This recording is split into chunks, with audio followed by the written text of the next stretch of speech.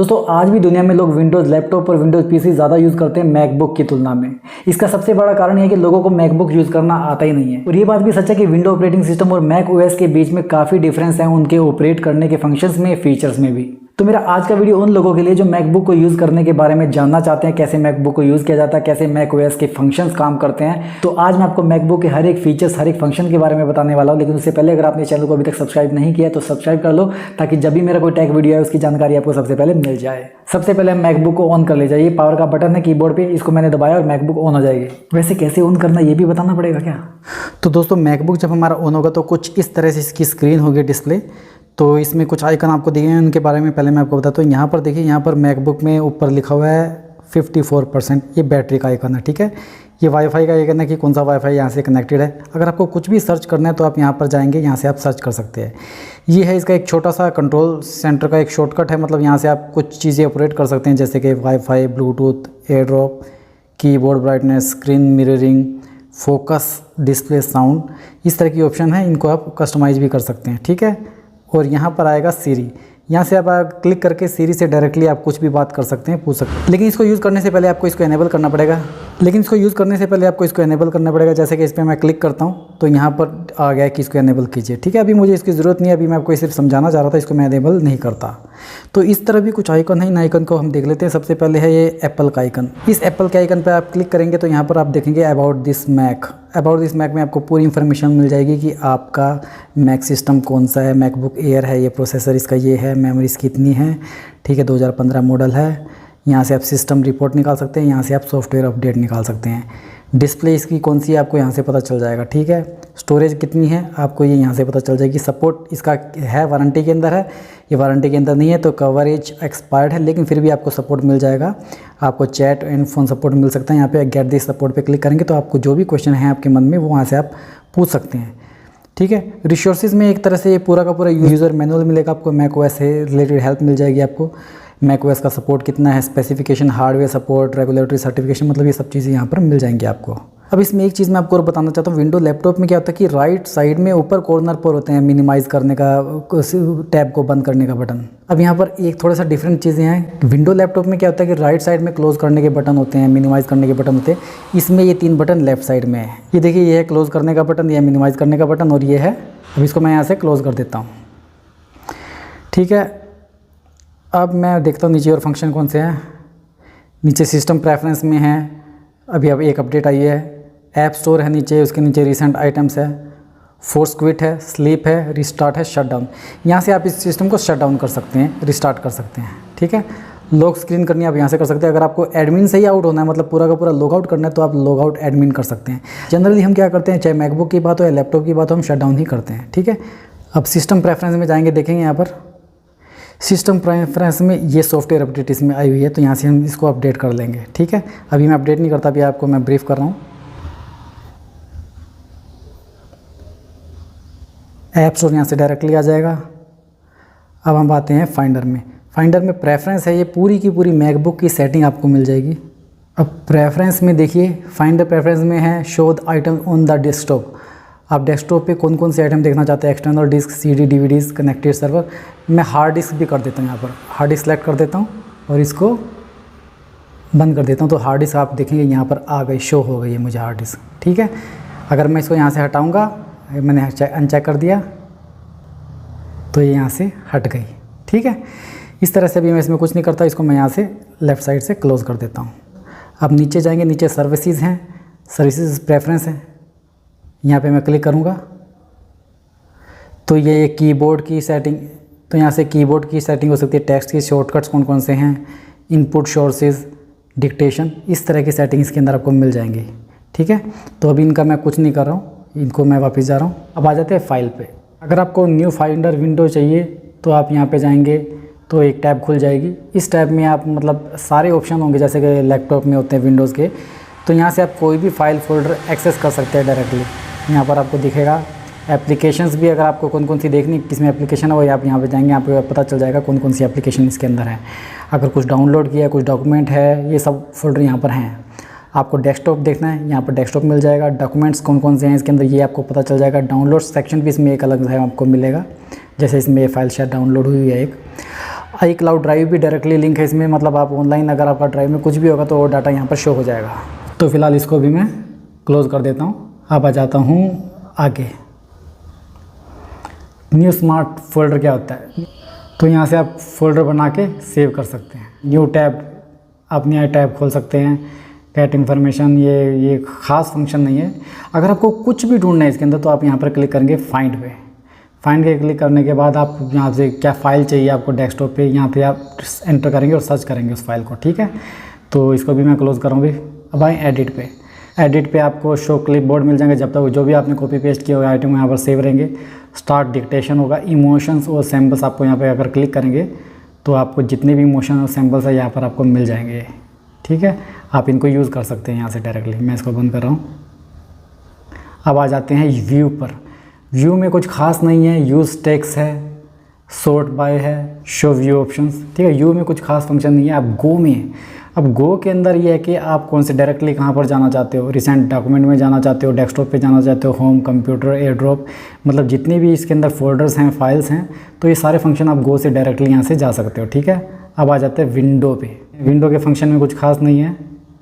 और हेल्प का फंक्शन है इसमें, मैक ओएस हेल्प से related, see what's new in Mac OS, new to Mac, learn the basics. यहाँ से अगर आपको कुछ बेसिक सीखने तो यहाँ से आप डायरेक्टली क्लिक करेंगे तो यहाँ पे पूरा मैक पे, जैसे कि मैंने इस पर क्लिक कर दिया, आप इसका यहाँ से पूरा का पूरा बेसिक सीख सकते हैं कि इस मैक को कैसे यूज़ करना है। इसको ये पूरा का पूरा आपको ट्यूटोरियल समझा देगा कि आपको मैक को कैसे यूज़ करना है। यहाँ से आपको सिर्फ इसको आगे आगे करते रहना है, ये सब चीज़ आपको बताएगा। ठीक है, तो अभी तो मैं नहीं बता रहा आपको, अभी तो मैं आपको बता रहा हूँ, तो आपको इसमें देखने की ज़रूरत नहीं है। मैं यहाँ से इसको क्लोज़ कर देता हूँ। अब देखिए, ये तो मैंने बात कर ली ऊपर के फंक्शंस के बारे में। अब मैक में नीचे काफ़ी सारी एप्लीकेशंस दे रखी हैं।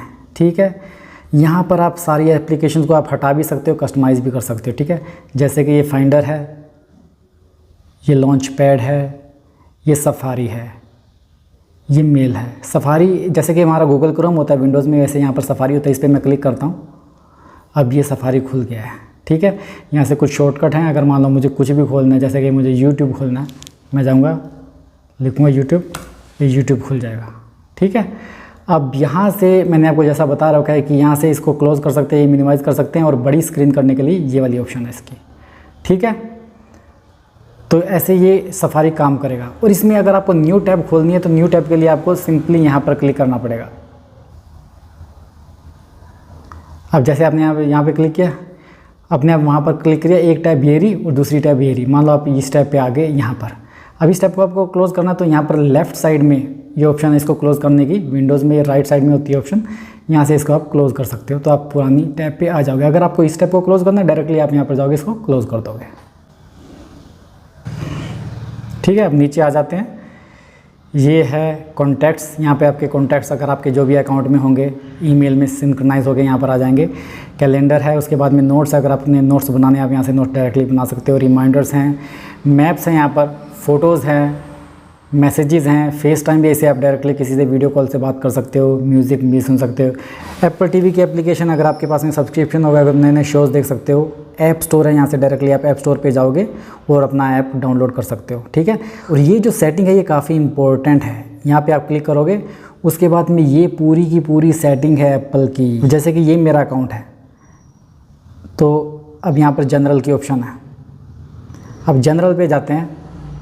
जनरल में भी देखिए, अपीयरेंस मुझे लाइट चाहिए, डार्क चाहिए, ऑटो चाहिए। अगर आप इसको, मैंने डार्क सेलेक्ट किया, डार्क से ये होगा कि इसकी बैटरी कम कंज्यूम होती है। ठीक है, हाईलाइट्स है, साइड बार आइकन कैसे होना चाहिए, इनका साइज़ कैसे होना चाहिए। ठीक है, show across bars automatically based on mouse और ट्रैक पैड, मतलब इस तरह की जो सेटिंग है ये आप अपने हिसाब से कर सकते हो। डिफ़ॉल्ट वेब ब्राउज़र इसमें सफारी है, लेकिन इसमें आप कुछ और भी सिलेक्ट कर सकते हो। गूगल क्रोम को भी बना सकते हो। वैसे इसके अंदर अभी मैंने गूगल क्रोम को इंस्टॉल नहीं कर रखा है, लेकिन अगर इंस्टॉल करूँगा तो मैं उसको भी डिफ़ॉल्ट वेब ब्राउज़र बना सकता हूँ। ठीक है, सफारी में आप कैसे टैब के प्रेफरेंस चाहिए यहाँ से आप ऐड कर सकते हो।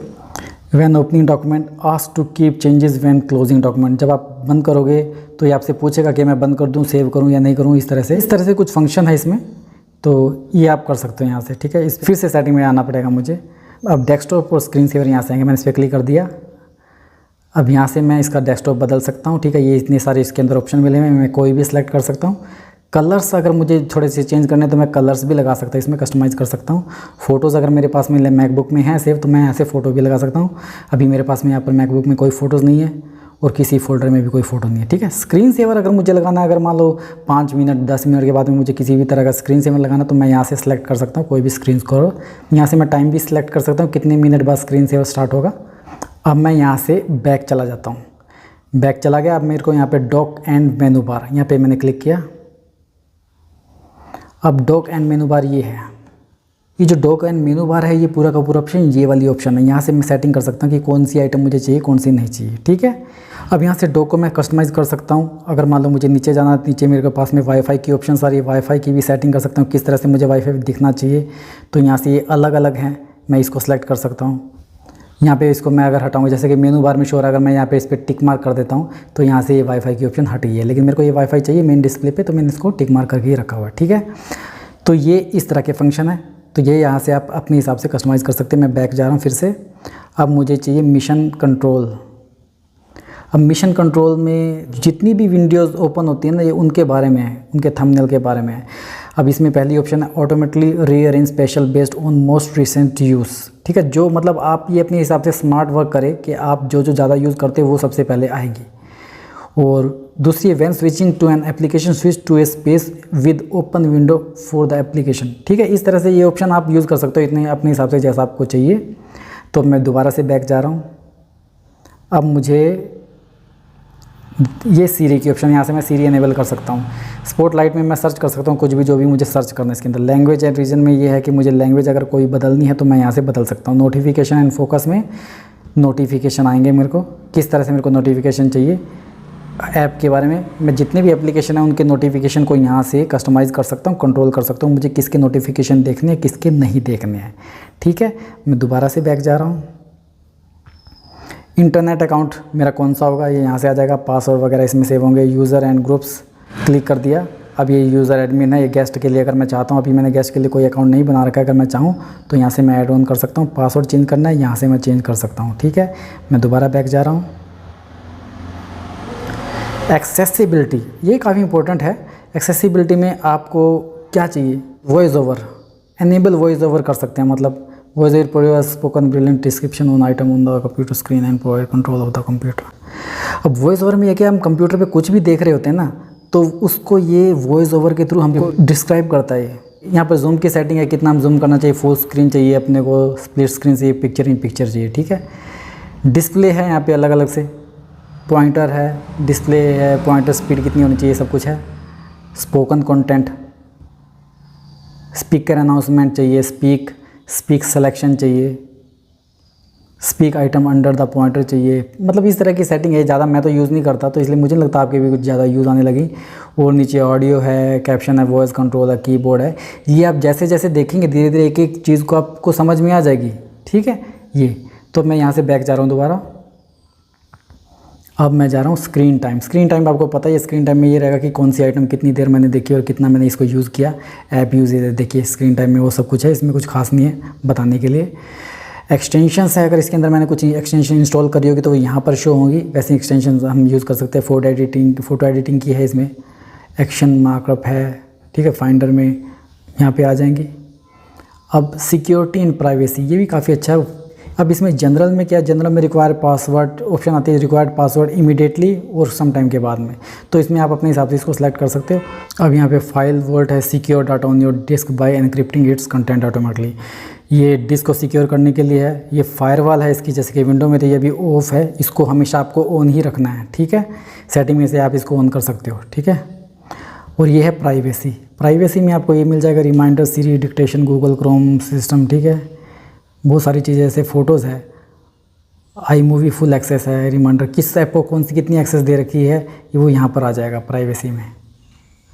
मतलब एक तरह से जिस ऐप को जो जो एक्सेस मिली हुई है ना, वो एक्सेस सारी यहाँ पर आ जाएगी। स्क्रीन रिकॉर्डिंग, गूगल क्रोम को है स्क्रीन रिकॉर्डिंग। अब यहाँ से जाते हैं बैक। अब सॉफ्टवेयर अपडेट एक आई हुई है, मैंने आपको दिखाया था, यहाँ से मैं अपडेट कर सकता हूँ। नेटवर्क कौन सा है, ब्लूटूथ, साउंड सिस्टम है। यहाँ पे साउंड सिस्टम पे क्लिक करेंगे तो साउंड ये अलग अलग से साउंड यहाँ से मैं सेलेक्ट कर सकता हूँ, आउटपुट के लिए भी और इनपुट के लिए भी, ठीक है। बैक जा रहा हूँ।